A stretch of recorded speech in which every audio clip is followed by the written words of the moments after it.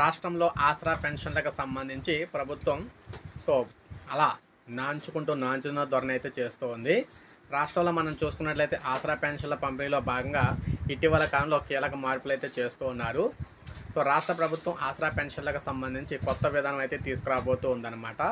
ఈ ఆసరా పెన్షన్లో ఇప్పటి వరకు మనం చూసుకున్నట్లయితే వేలిముద్ర అయితే కొంతమందికి అయితే వేయడం అయితే జరిగింది. ఇప్పుడు మొహానికి సంబంధించి ఫేస్ అథెంటికేషన్ అని చెప్పేసి ఫోటో తీసుకోవడం ద్వారా ఆసరా పెన్షన్లు పంపిణీ చేయాలని చెప్పేసి తెలంగాణ సర్కార్ నిర్ణయించడం అయితే జరిగిందనమాట.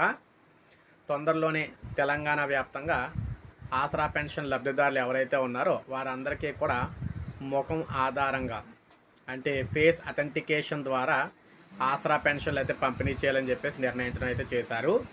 ఈ నేపథ్యంలో తెలంగాణ వ్యాప్తంగా పెన్షన్ డబ్బులు తీసుకునే ప్రతి ఒక్కరూ కూడా ఇక నుంచి ఫోటోలు తీసుకొని వారికి ఈ పెన్షన్ డబ్బులు అయితే ఇవ్వడం అయితే జరుగుతుందని చెప్పేసి రాష్ట్ర ప్రభుత్వం అయితే తెలియజేసింది. మనకి రేవంత్ రెడ్డి గారు ఇటీవల చూసుకున్నట్లయితే క్యాబినెట్ మీటింగ్లో కూడా దీనికి సంబంధించి ప్రస్తావన అయితే తీసుకొచ్చారన్నమాట.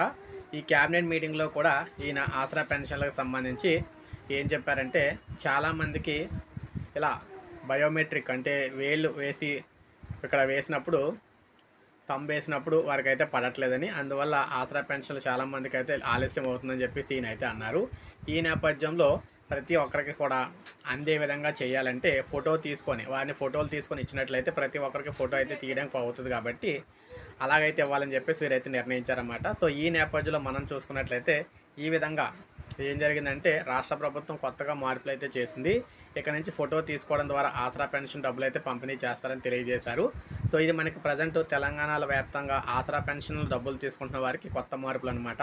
తొందరలోనే మార్పులు అయితే రాబోతున్నాయి. ఒక లైక్ చేయండి, సబ్స్క్రైబ్ చేసుకోకపోతే మన ఛానల్ సబ్స్క్రైబ్ చేసుకొని ఫాలో అవుతుండండి. ఇలాగే మీకు మన ఛానల్ ద్వారా తాజా సమాచారం అయితే నేను అందిస్తూ ఉంటాను అనమాట.